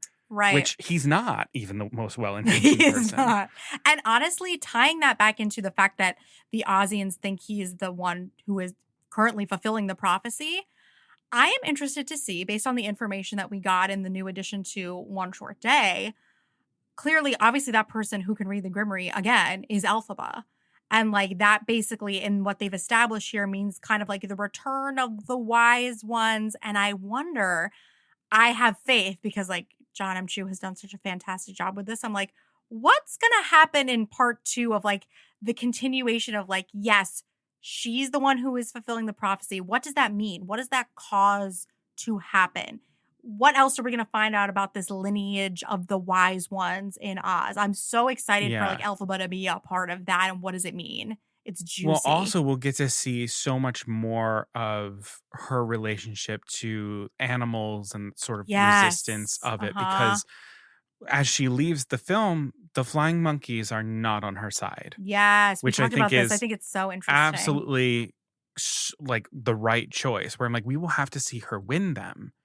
And I can't wait to see that happen. Yes, Ariana Grande teased a little bit of like she was talking about working with the performer who played the physical version of Chistry, that all of the movements, of course, were based on what he did.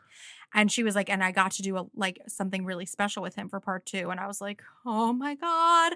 It's like, again, not talking about what's going to happen, but like we do know, like if you're familiar, Glinda will have a moment with Chistry, and I just can't wait. And I think that gives me another surprise, delighted moment was the amount of diversity and inclusivity in this entire film was just incredible. We see people of different body types, gender, people who are gender nonconforming, different sexualities, different races and ethnicities, of different ability. We've got, it's not just Nessa who's in a wheelchair. We have other wheelchair performers. We had wheelchair choreographers do create Nessa's choreography. We have Chistry who has heterochromia, where he has 2 different colored irises. And I'm like, they're just like subtle things. We have people with dwarfism who are in it. Like, I have never seen something so, and we always say this because we're a Poor Unfortunate podcast, but I have never seen something so intentionally and specifically inclusive since Brandy Cinderella. But you know what's cool about that too is like, Of course, and we can, I know that you probably want to talk about the color grading, so we can talk about the color grading, but Sure. and how it depicts a darker Oz, the other side of Oz. But what's also cool is seeing that diversity. Like, obviously that's what our world that we live in is made up of, but it's not what we get to see in our media. It gives you that feeling, that Dorothy-esque feeling of like walking into this colorful, amazing, overwhelming new type of world. And I like that we Yeah. get both. We get the dark side of Oz, but we get that feeling sometimes that she has of like, whoa, look at all of these different people. And like, I want to live in Hmm. this world. Yeah, I think what's something really, really cool that they did with all of the different sort of like lands of Munchkin Land and Gilligan Country and Emerald City is that there wasn't a particular race of people that dictated who lives there, but rather aesthetics. Yeah. So with the Munchkin Land people, we see a lot of curly hair, we see a lot of red hair and orange hair. We Yeah. also see a lot of Same kind of bawkish knit wardrobe. fabrics. Yeah. Yeah, Mhm. like knit fabrics, that sort of thing. And then when we get to the Emerald City, we see a lot more of like slicked and polished and shiny. And then when we go to Shiz, Paul Tazwell was specifically saying about how he wanted to create silhouettes in the students' clothing that was all types of variant. He was like, because when you go to a school like that, your experience is you're wearing a uniform, but how do you find yourself in the uniform? And he's like, so Yeah. that's why some people have like half skirt, half pant mixes and all kinds of, he's like, because it's mirroring the imagery that's happening within Elphaba of finding herself in school. And that's what's happening in the wardrobe of all the other students of they're taking pieces of the same uniform, but finding themselves in it and what that looks like, and that it's not inherently one thing or the other, but it can be both. And I'm like, God almighty, Yeah. talk about finding the right people to do this shit. I'm also just so glad that we have another magical school to get into that is in It's Hogwarts. scratching the Hogwarts itch. Yes, we It's were talking about scratching that's one of it. the first things we said we got out of the movie. And like they've been hinting a little bit about what else could come out of this franchise. And I'm like, Mhm. let's learn more about Shiz. Let's get us sorted into our departments in Shiz, which you could kind of do if you did sign up to be a Shiz student a couple of Which we months did. ago, which we did. But yes, I'm just excited for there to be this other magical academic setting for people to Yeah. love because it does feel, even though it's so new looking, there's something so familiar and very warm about it. Even though some not so great things Yeah. happen there, it's very, I want to kind of wrap myself up in Shiz University. Like, I want to be there. I do too. It's something about like the Art Nouveau style, Yeah. which I mean, listen, if there's like two artistic movements that I'm a sucker for, it's Art Nouveau and Art Deco, and the fact that Yeah. they're both represented here, and it's Art Nouveau for Shiz and Art Deco for the Emerald City. I I'm mean, like, that's why like I "Ah!" knew which pieces of merch you wanted because all of the Art Deco Emerald City stuff is just so you. It's He's drinking out so of his Art me. Deco Emerald City tumbler right now. I am, but you were talking about the color grading, and so I do want to talk about the color Yeah. grading. So there have been some people who've been saying like it's not very colorful, which I can see why you would think that. Number one, no, it's extremely colorful,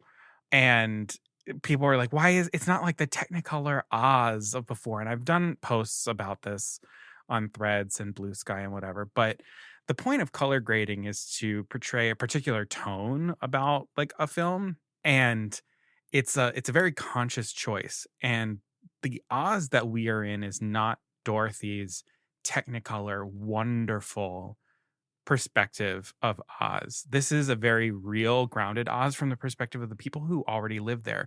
So naturally, it's going to look a little bit more muted, a little bit more like our world because it's meant to see. It's a little bit more corrupted. Maguire's Oz is dark. Oh, This isn't baby. quite as dark but there's also those moments of beautiful pops of color, and it's interesting to see when those huge colorful moments happen, especially in the Emerald City, where it's like that's the moment where it feels more technicolor because we are seeing it through Elphaba and Glinda's eyes, which is very similar to the sense of wonder that Dorothy has in The Wizard of Oz. So I hear the people who talk about it, but I can guarantee you a movie this size, there's not a single thing that is done that has not like had a meeting over whether or not this is what's And going to there's so much happen. evidence of that. There's been so much thought about everything. They planted 9 million tulips. yeah. And the people they went to the production designer and they were like, can you guarantee that they will all grow? Like, you say you want to plant 9 million tulips. Can you guarantee that they'll all grow? And he was like, I can't.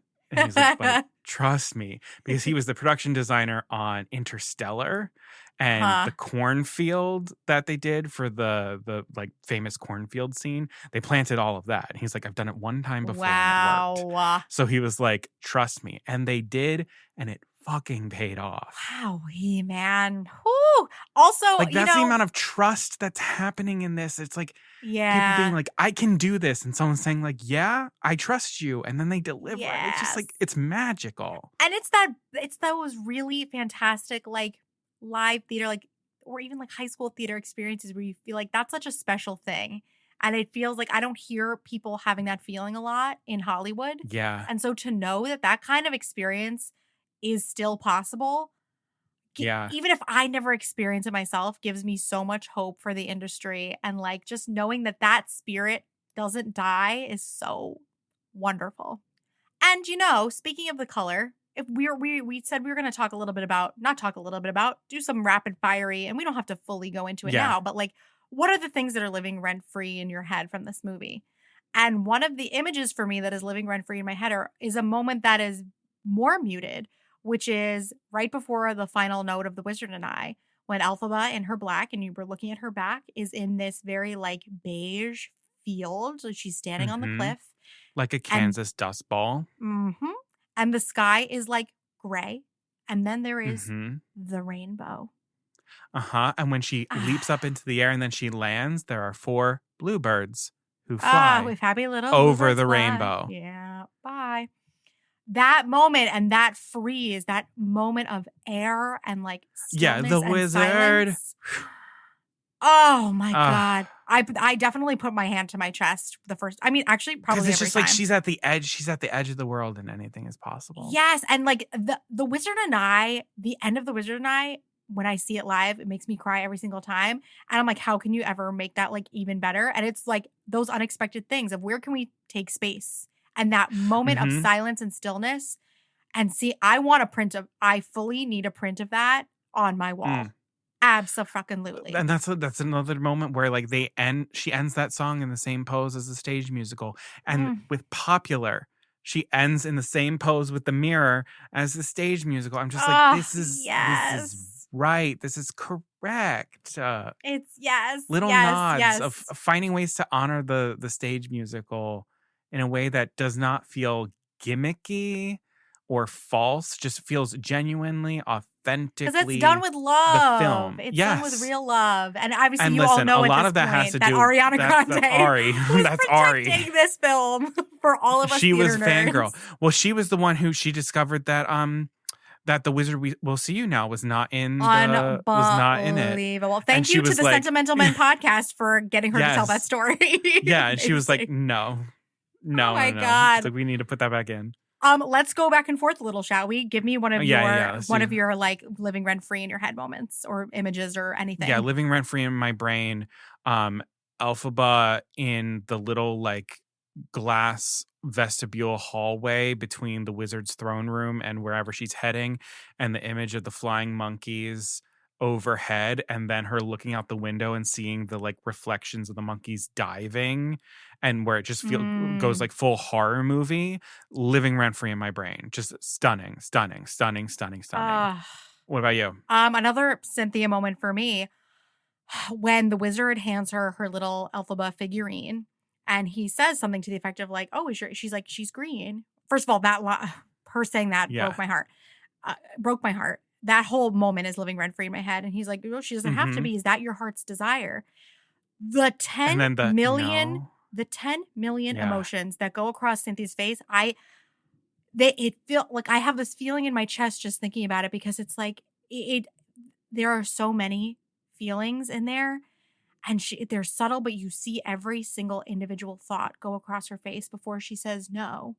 And oh my God, what an angel she is. My God, that Living raw rent free in my emotion. brain is also just that whole throne room scene of her discovery of like, you Yes. can't read it, can you? Oh my God. Can't, and then her turning to Madame Marble and like shushing her, and then being like, and Yes. you knew from the moment you met me.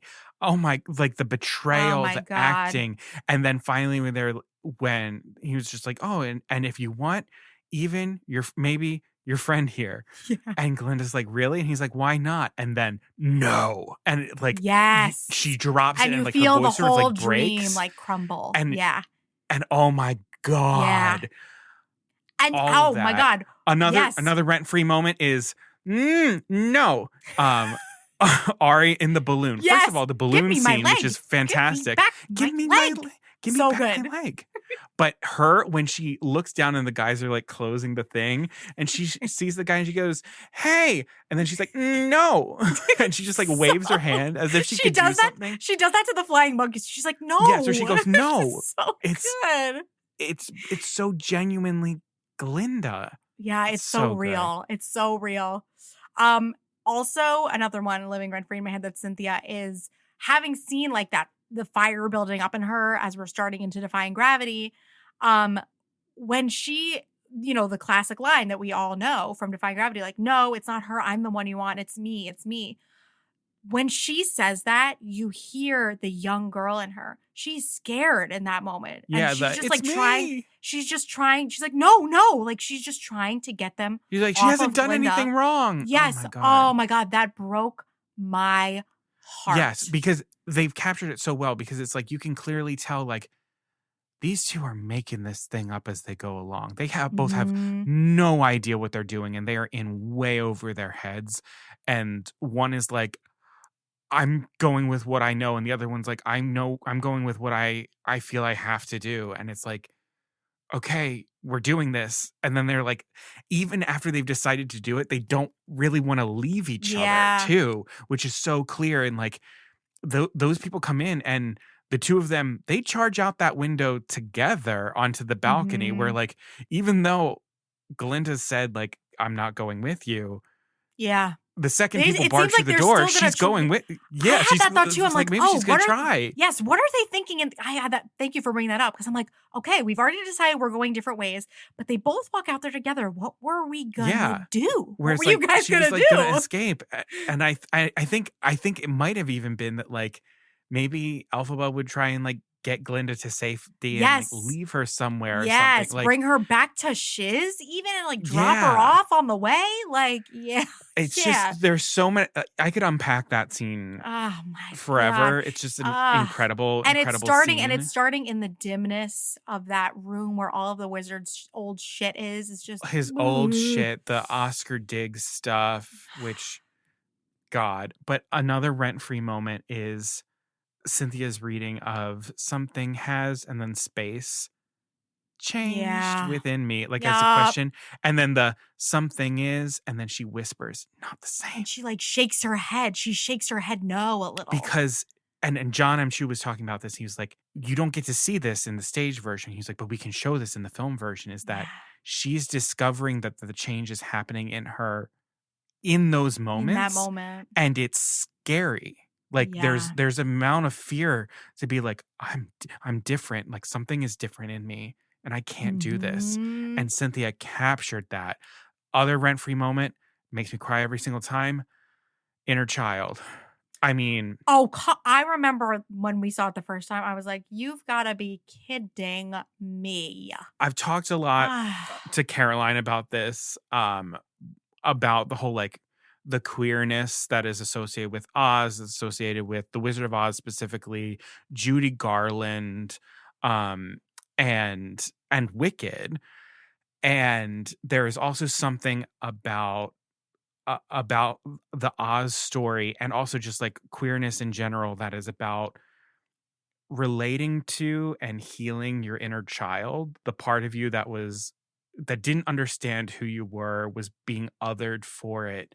And it's something that like RuPaul will do on RuPaul's Drag Race, where like he'll get to the finalists and then he'll lift up pictures of their younger selves, and he'll say, if you could tell your child version of yourself, what would you say to them? And that's just such a healing part of queer culture, of like reaching out to your inner child, letting them know what you know now, helping them now. It's the It Gets Better campaign. Like it's Yeah. all built from that. And for this story, which Wicked is like such a queer story. I mean, it's got an 11 o'clock number that's between two women singing a love song to each other. But as she's descending and then seeing her inner child and reaching out and healing that inner child and reaching out for that, is the broom, is her power. Yeah.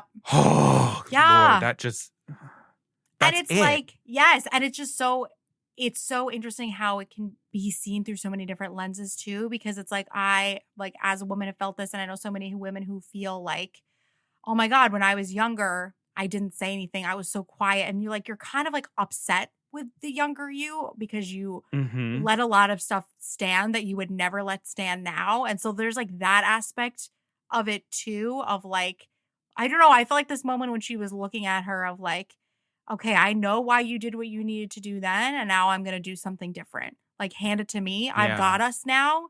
We're going about this a different way now. And that was like, oh man. Whee. Also living rent free, all of the choral arrangements that are in the orchestrations that Mhm. are very reminiscent of the choral stuff in Connor The and Wizard of I Oz. have been counting down the days until the score is released. Oh my God, the score. December 6th, baby. We've got 2 more days. We've 2 got more it days. pre-saved. We're ready to go. We're ready to go. Oh my God. The arrival at Shiz Music Ah, just guts me. John Powell, if you don't know who John Powell is, John Powell did How to Train Your Dragon. Him and Steven Schwartz working together. They've teased out so many different things in this score. It's not even it's fair. actual insanity. They've plugged in themes from the 1939 Oz. They've created new themes.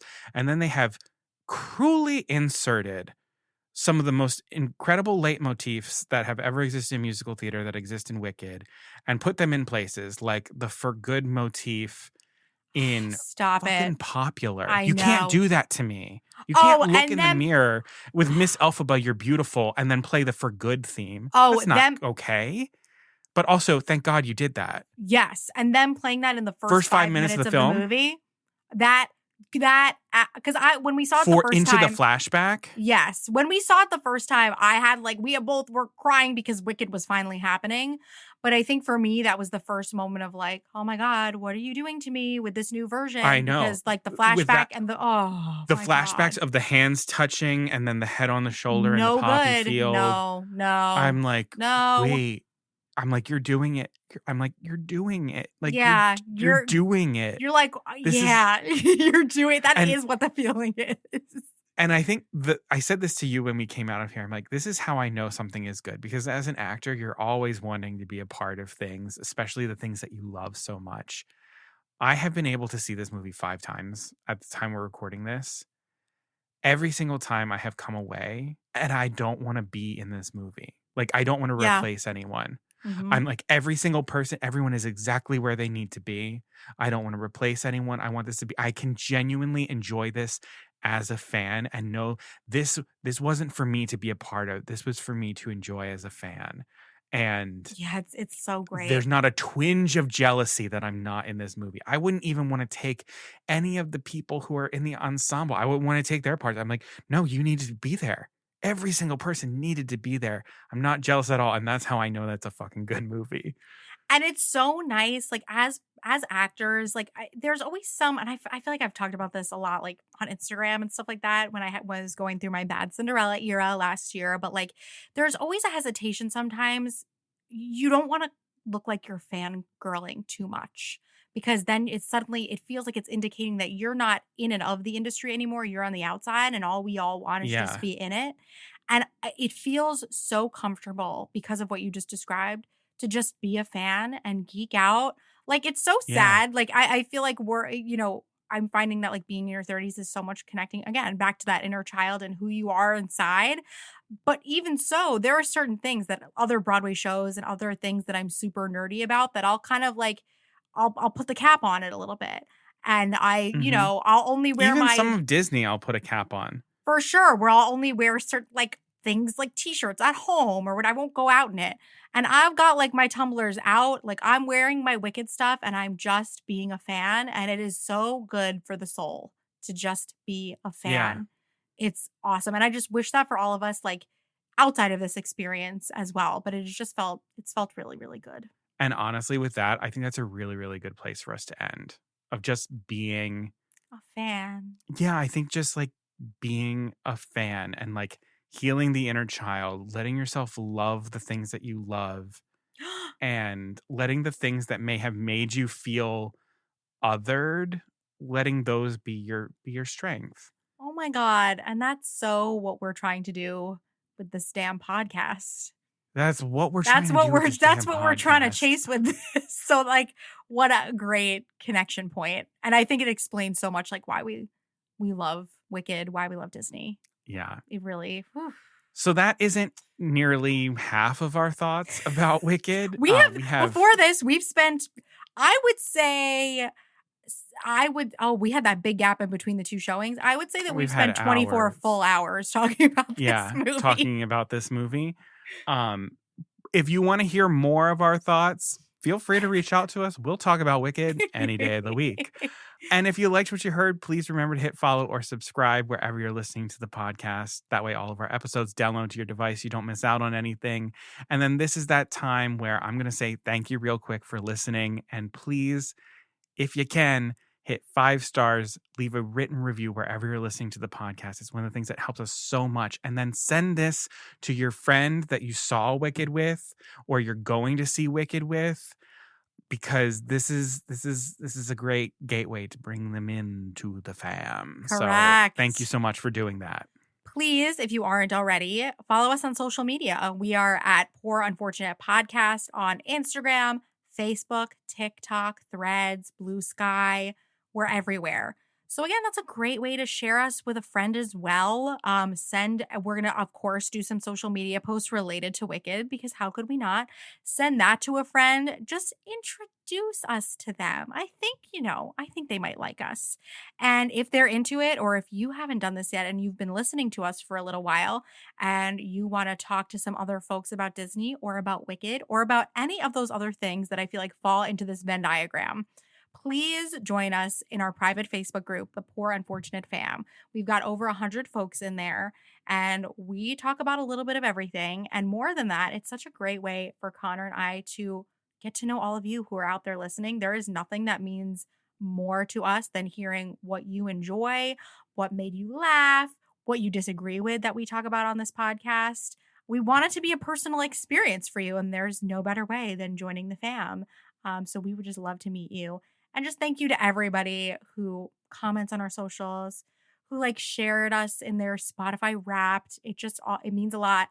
It helps us get more eyes on the podcast. And we just want to share it. And we want to keep talking about more things. And listen, there's going to be more Wicked happening over the next year. And we would love to just keep covering it in any way, shape, or form. Yeah. So just help get us out there. Why not, right? Help us get to the premiere part 2. Yeah, come on. Or honestly, we'll just to Universal for whatever they roll out for part 2. We would love that. We would love that. Yeah, absolutely. I need that Shiz Spirit jersey really bad. Oh my God, the merch. Speaking of merch. yes. We have merch. You can go to the Poor Unfortunate shop. It's poorunfortunatepodcast.com/shop. We've got all kinds of stuff that you can order for your holiday needs.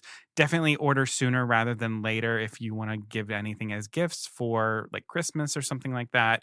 But, all the Poor Unfortunate podcast stuff that you need. And then, as we always say, it does take us a little bit of money to keep the podcast up and running and coming to you. We do have a PayPal account. It is linked in our episode description and in the website links on our social media accounts. Truly, anything that you have to spare goes a long way for us. It could be $1, $5, $10, more than that. It could be a one-time donation. It could be a monthly donation. It all just goes right back into the podcast, helping us keep it free and ad-free for the most part. And to all of our monthly donors, thank you from the bottom of our hearts. This wouldn't be happening without you. Thank you so much. Okay. So we talked about Wicked. We did. We've Huzzah. been waiting. We've been waiting. We can rejoicify. Finally. Alrighty. Well, we will be back with some more bonus content this month. And until then, Beluga Sevruga.